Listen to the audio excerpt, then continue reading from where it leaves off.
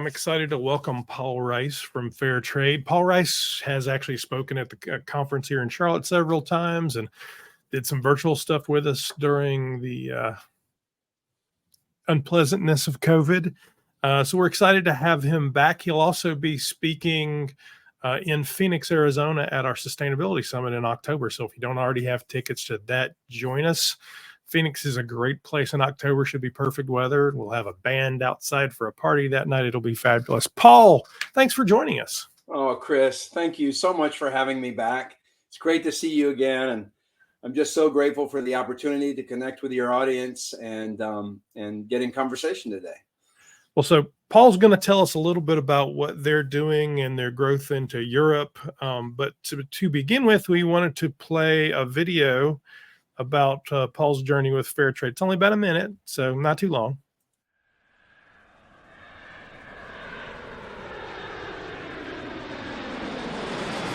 My Fair Trade journey began at the tender age of 22. I bought a one-way ticket to Nicaragua and went to work with farmers.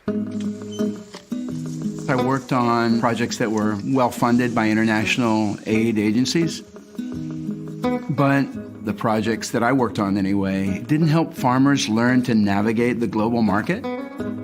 And so I grew really disillusioned with that approach. In the summer of 1990, I heard about these crazy people who called themselves fair traders. Their whole approach was, how do we ensure that farmers get a fair price for their harvest and for all their hard work and have a chance to improve their lives that way? So in the summer of 1990, I started Nicaragua's first fair trade co-op. And as a result, that initiative grew really fast. We were able to spark a revolution. It's pretty interesting, Paul. So I'm going to drop off and let you do your thing. Thank you so much, Chris. So you've met Pablo.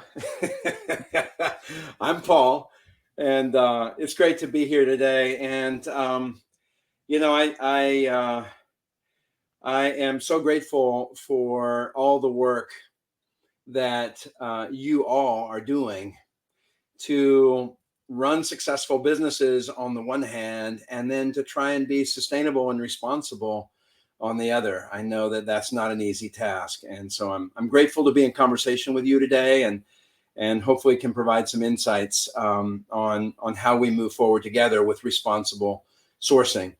You know, it's interesting because responsible sourcing in the past has largely been voluntary, hasn't it? Right? Companies deciding that either because of the values of the company or because of the demands of consumers, we needed to do things in the supply chain to make them more sustainable and responsible and ethical. And what we're seeing today very rapidly is a move from voluntary compliance with responsible sourcing ideas to one that is increasingly mandatory. I know you all are looking perhaps with concern at the EUDR, the European Union deforestation regulations, EU deforestation regulations, also at due diligence legislation that's coming down the pike, which together will put the onus on industry to demonstrate that key products like coffee and cocoa and others don't have deforestation and child labor and slave labor in the production of those products. So it's a very interesting transition period, I would say. If we look at the last 20 years of sourcing practices and the emergence of responsible sourcing as a voluntary movement, of which many of you have been pioneers, by the way, and leaders. The last 20 years, largely voluntary. The next 20 years, moving increasingly toward a mandatory framework, either governments demanding it or our consumers. Millennials and Gen Z have very high expectations of us, don't they? In terms of what brands and retailers are assuring us of around social and environmental outcomes. So I know that you all are familiar with the idea of fair trade. Fair trade was born in Europe 40 years ago. Here in the United States, we launched the fair trade movement in 1998. And so we're very much standing on your shoulders. But I'm going to talk today about ethical sourcing, responsible sourcing as a meta movement, and fair trade as a part of that. And I reckon if you think you know what fair trade is, I'm going to give you some new ideas to think about, because fair trade is evolving. And we think of it as Fair Trade 3.0. And that's why I titled my talk today, Fair Trade 3.0 and the Future of Responsible Sourcing, because fair trade is very much trying to remain relevant and supportive of your efforts to grow your responsible sourcing programs. Okay, so that's my intro. Let me tell you a little bit about my background and how I came to this world. My grandfather was a farmer, and he lost his farm during the Great Depression, and my mother grew up in poverty. And so I heard those stories as a kid, my mom talking about going hungry and going to bed hungry at night, and how hard life on the farm was. So I have always felt a deep sense of empathy and sympathy for farming families. And so as you heard in the video, after university, I went to Nicaragua to work with farmers, and I thought I would stay for a year. I ended up staying for 11 years. During that time, I was known as Pablo, becoming Pablo. I lived way up in the mountains and spent all day, every day working with farmers, organizing cooperatives. And it was during that time that I came to discover or hear about, I should say, the fair trade movement in Europe, in the UK in particular, and in Switzerland and the Netherlands, and people who saw trade as an alternative to aid. And the notion was, if we pay farmers a fair price for what they grow, they won't need our charity. And I thought this was a powerful idea. And so in the summer of 1990, I organized this co-op. We started with 24 families growing coffee. Over the next 4 years, we organized over 3,000 families throughout northern Nicaragua. And the co-op allowed these farmers to create economies of scale. So these farmers were very small farmers, maybe 1 hectare of coffee each. So alone, they were in many ways the victims of money lenders and of coffee middlemen. But together, by pooling their coffee together, we were able to form a multi-million-dollar export business that pooled the coffee, that added value through processing, exported direct, jumping over the middlemen, and we got our farmers a much, much higher price for their product. First from fair trade buyers, and then we went organic over time, and we got an additional premium there. Well, you might ask, what did we do with the money? I mean, all this extra money that we were able to achieve for our farmers, thanks to this fair trade relationship with European buyers. And I'll tell you, first of all, we were able to help farmers stay on the land. Here in the United States, and in Europe too, for that matter, I know that immigration is very much a topic of conversation in politics and in the public. Here in the United States, it's a political football. And the reality is, most people leave home for poverty, because of poverty. Certainly that is the case with Latin Americans who are trying to come to the United States. They're fleeing poverty. And so if we can help them achieve a sustainable living where they live, most people will stay home. And that was the case in Nicaragua during the 1990s. It was a time of tremendous poverty and outward migration toward the United States. Our farmers stayed home because they saw a future to farming in Nicaragua. What else did we do with the money? You know what? We invested in so many community development projects, healthcare programs, vaccination programs. We dug wells and brought clean drinking water into our villages for the first time. Rather than waiting for government to come and solve the problem for us, we dug our own wells. And of course, when you bring clean drinking water into villages, your health indicators go up. We help people with housing projects. We ran reforestation programs to reforest hillsides that had been deforested by transnational lumber companies a generation earlier. We invested in productivity, helping farmers develop more sustainable and productive high yield techniques. We invested in education. We created a scholarship program, only $200 US per year. That's what it used to cost to keep a kid in school. That was the cost of uniforms and shoes and bus money and school supplies. $200 a year to keep kids in school, often through high school and beyond into college. My buddy Santiago Rivera and his daughter Yolanda are a great example of this. Yolanda was, so Santiago joined the co-op in 1991. One of the first things his co-op did was they created this scholarship fund. And his daughter Yolanda, which we see there in the picture, she was the first girl in the history of that entire community to graduate from high school. And she went on to the university, again, thanks to this Fair Trade scholarship program that her community had set up. She graduated college, again, the first woman in the history of the community to graduate college. And what did she do with her college degree? She came back. She came back to the community. To this day, she works in the health clinic. She studied biology. She's working in the health clinic in her community, giving back to the community that supported her, and serving as an incredibly powerful role model for every girl in that village of what it's possible to dream for.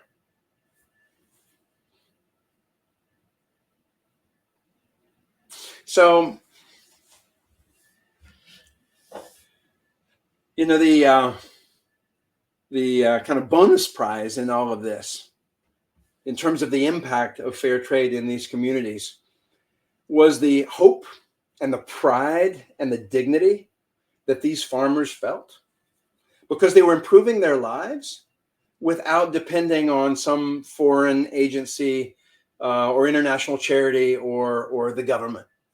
They were essentially architecting their own future. And it's one of the things that I love about responsible sourcing and fair trade is it's not top-down charity. It's a community getting organized and changing its own path through its own efforts. So, hey, it changed their lives. It changed mine forever. And after 11 years in the field, I decided that my duty was to come home and take the experience that you all pioneered in Europe and see if we could translate it to the United States. So I didn't invent fair trade, but I brought fair trade to the US. And here we are 25 years later. We launched in 1998, and our organization, Fair Trade Certified, is now 25 years old, and we've been able to accomplish a lot in terms of impact for both industry, consumers, and farmers and workers over that time. So let me explain just for a second what the organization that I run does. Fair Trade Certified is a nonprofit. Our mission is to alleviate poverty and improve livelihoods, promote sustainable development, protect the environment, and we do that through fair trade certification. So we develop the standards for fair trade, and then we audit and certify farms and factories that meet the standard. And here are a few numbers that I'll share. To date, we're working with about 1.6 million farmers and workers and their families in 51 countries around the world. We started in Africa, Asia, and Latin America, and that is still where most of our focus is. And you all know this. Historically, fair trade is focused on what we used to call the third world or emerging markets, where poverty is relatively greater. However, important to note, 6 years ago, we started certifying farms and factories in both North America as well as Europe. And that's important because I've heard from both US retailers as well as European retailers that there's a growing awareness around labor issues and human rights issues in the fields of the United States and in the fields of Spain and other countries in Europe as well. So we are now certifying farms and factories in Europe and North America. Our industry base, if you will, the companies that we work with, 1,500 companies now, large and small, from global brands like Nespresso to small local brands across 40 different product categories, from coffee and tea to sugar and chocolate, but also categories that are relatively new. We certify dozens of different kinds of fruits and vegetables. We certify seafood, addressing the social issues in the seafood industry. Marine Stewardship Council does a great job on the environmental side, but they don't look at social. So we're focusing on the social side of the fishing industry. We also certify dairy and factory goods, apparel, home goods, and other manufactured goods, looking at the conditions in those factories, making them safer, improving wages, improving conditions for workers in the factory sector. So we've really expanded in terms of product categories and the companies that we're able to work with.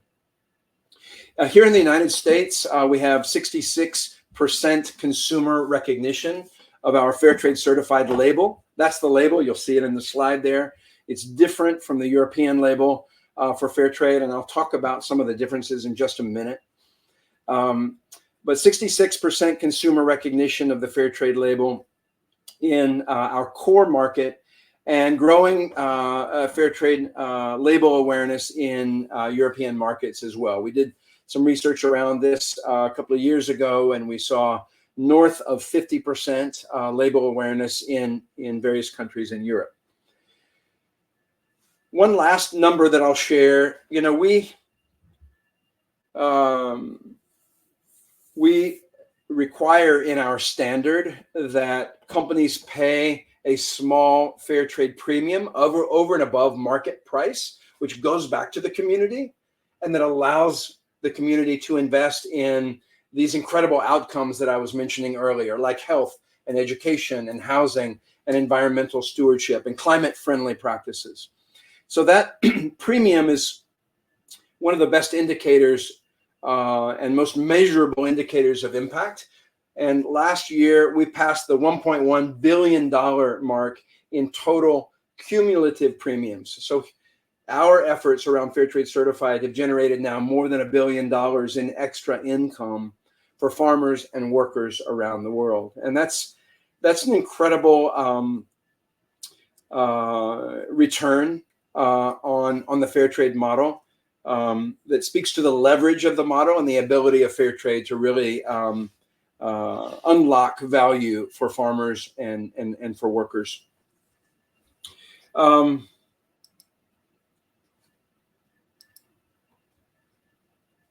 I mentioned the fact that we're working with over 1,500 brands and retailers. Maybe I'll mention a few of those partners specifically. So here in the United States, you know, everyone from Whole Foods to Walmart has joined the fair trade movement, and global retailers like Aldi and Lidl and Costco are really driving the way with fair trade here in the United States. And you know, we're excited to explore the possibility of partnering with many of these same companies in Europe and other parts of the world. So undoubtedly, you all are familiar with fair trade in Europe, an organization called FLO, FLO, or Fair Trade International, which has affiliates in all of the countries in Europe. We used to be a member of Fair Trade International. It's a federation. It's a voluntary federation. And for our first 13 years, we were members of Fair Trade International. We stepped out in 2011 to have the freedom to innovate. Innovation is a core part of our philosophy. We believe that the fair trade movement has to evolve in order to be more relevant and scalable, both for the companies that we work with, as well as for the farmers and workers that we serve. And so since 2011, much of the focus has been on new product development. So again, I mentioned seafood, clothing, dairy, certification in North America and in Europe. These are all innovation initiatives that differentiate our approach from Fair Trade International. I would say we're kindred spirits. We're cousins in a common movement and with a common model. But our approach is very much one of, number one, focusing on expanding the fair trade offerings to be relevant in areas that are previously unserved or underserved, if you will, with ethical sourcing. Again, like seafood and the social side of seafood. But then also, I would say our philosophy around fair trade and responsible sourcing in general is this. If it doesn't work for business, it won't work for farmers. And so we take very seriously the challenge of creating a value proposition for the business community, for retailers and their private brands, for national brands, for consumers. We have to embrace the challenge of creating real value for the business community so that it in turn finds fair trade and responsible sourcing as good for business. Many companies call this shared value. It's the notion of creating shared value. As opposed to redistributing wealth from profit margins of retailers to farmers, we want to create value that then is shared up and down the supply chain.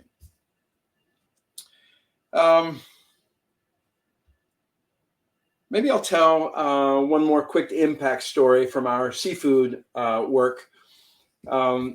This gentleman is a fair trade certified fisherman in Indonesia.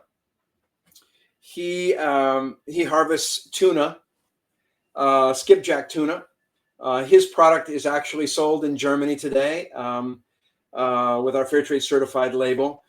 He is one of several thousand small fishermen who, are family fishermen. They fish off these small boats.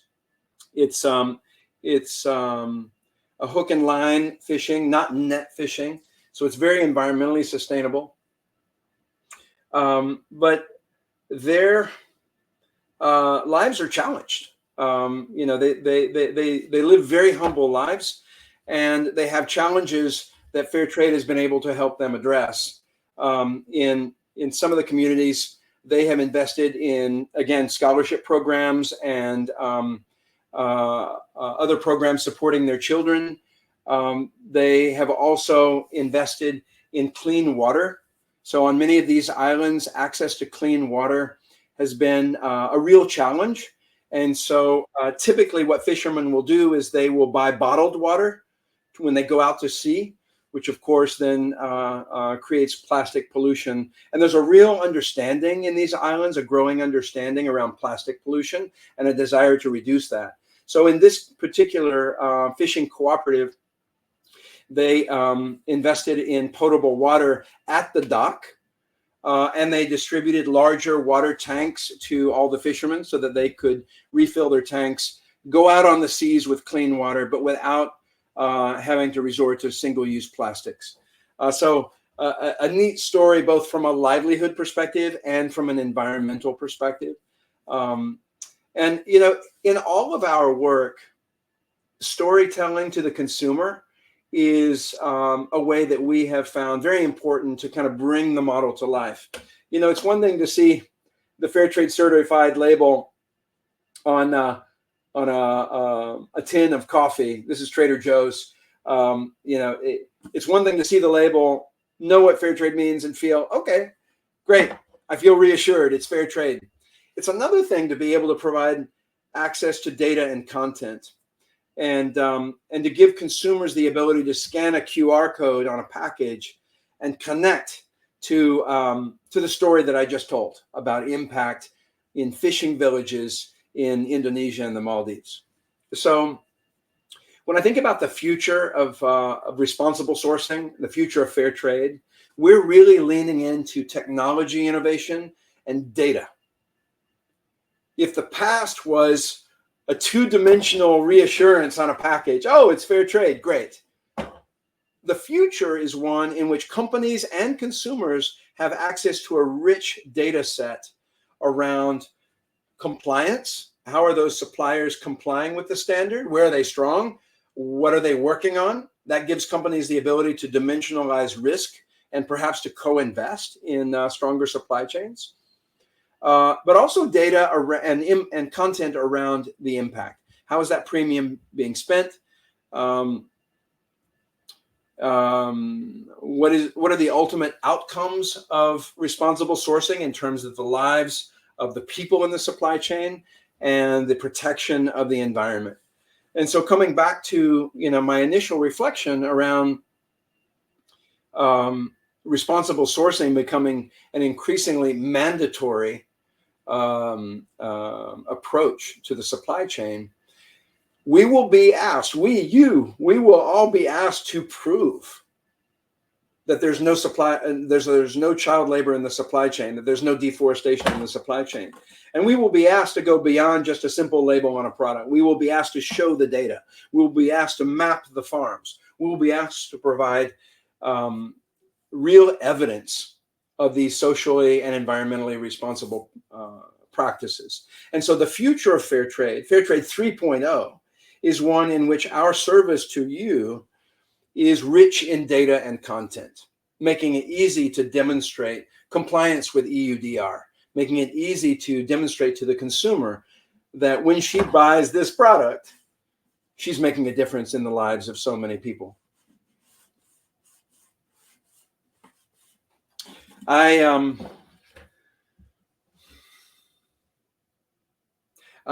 aware that we are all living in a challenging time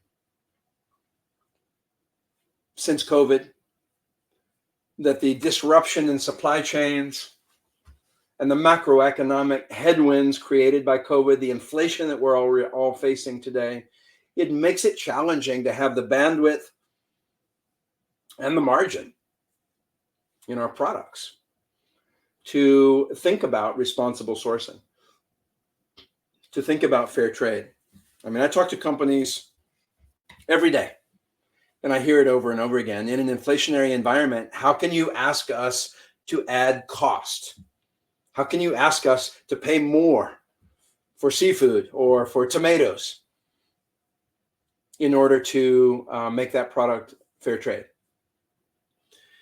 And the answer is, again, shared value. It's not a cost, it's an investment in a supply chain that will be more reliable and more secure during times of supply chain disruption, and that will allow us to engage the consumer, and especially the millennial and the Gen Z consumer, in a much more effective way, because we know those consumers are voting with their euros and they're choosing products that are consistent with their values. They're choosing products that are socially and environmentally responsible. And so as leaders of private brands, we have an opportunity to cement the success of those brands in the marketplace by speaking to this consumer, by getting ahead of the trend, and by demonstrating that actually private brands have the ability to deliver a more sustainable and responsible product without raising costs. So that's my challenge. Let's figure that out, and let's figure it out together. Thank you again so much for everything you all are doing to bring purpose and profit together, to bring purpose to our businesses. It's a privilege to get to partner with you. And if Fairtrade Certified can be of support to you in any way, please call on us. Thank you very much. Thank you, Paul. That was awesome. We've been longtime supporters of Fair Trade. I think you guys have spoken at just about every event we've done the last, I don't know, 10 years. Aren't you getting tired of me? No, we love it. We love it. We love it. I mean, it's been, you know, some of your people have come, and you know, we've had lots of stuff going on for Fair Trade, but Yeah. we believe in it, and I love the transparency message, the authenticity message, and the accountability message, which is really what you're talking about, right? It's no longer enough to put something on your pack. My daughters, who are 17 and 19, are going to say, show me the receipts, as they say, right? Yeah. So talk to me about, as you look at Europe and the rest of the world, what are the opportunities for fair trade? Where would you fit best? Well, I think for Europe, Chris, our biggest opportunity is to support responsible sourcing in some of these emerging categories that I mentioned, like seafood and produce, fresh produce, and apparel and other manufactured goods, and dairy. Noting that we also certify farms and factories, not just in Africa and Latin America and Asia, but also in Europe as well, and North America. I think those are the real opportunities. We do certify chocolate. We do certify coffee, and we have a more flexible approach. We certify all kinds of farms, not just cooperatives. So I think there's value add opportunities there. I was recently in Europe, and I had a chance to walk stores in London, in Paris, in Zurich, and you know, honestly, I didn't see as much fair trade on the shelves as possible, as I had expected. Consumer awareness of fair trade in Europe is around 90%. It's been around a long time. It's highly regarded. It's highly respected. So 90% consumer awareness of the concept of fair trade, but actually a relatively small representation on the shelves. And so I can't help but think that, especially in private brands, we could have a real opportunity to innovate and to make fair trade more relevant on private brands in Europe than perhaps has been done in the past. I think that's an exciting opportunity. Well, thank you for joining us, Paul. It's been great. We appreciate you joining us again. I'm sure if anybody has any questions, actually, all of this will be available on our YouTube channel. I'll make sure to put links to Fair Trade and some of the contacts there, so you can reach out. Paul has an entire team that would be happy to work with you and really make sure that we're helping the environment and helping you grow your business. Yeah. Beautiful. Thank you so much. Awesome, Paul. We appreciate it.